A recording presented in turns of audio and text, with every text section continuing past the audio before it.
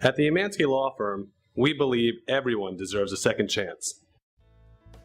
Now, after we obtain a declination of prosecution for uncooperative victims, we do get that to the state attorney's office almost immediately, and we ask the state attorney's office, based on this, is there anything other than these things that they need to potentially drop charges?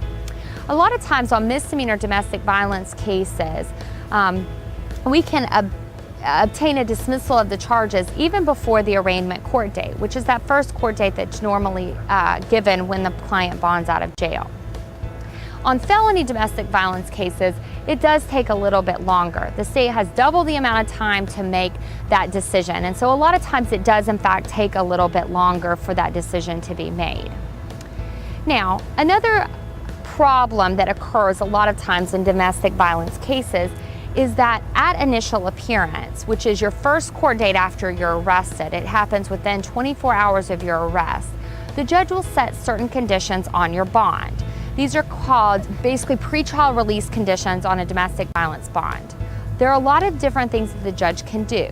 For example, the judge could give you a no contact order with the alleged victim, or tell you that you cannot return to the residence or the place where the alleged incident happened.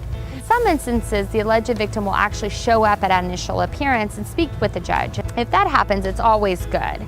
However, if it doesn't happen, as your lawyer, we can file a motion to modify the conditions of the domestic violence bond.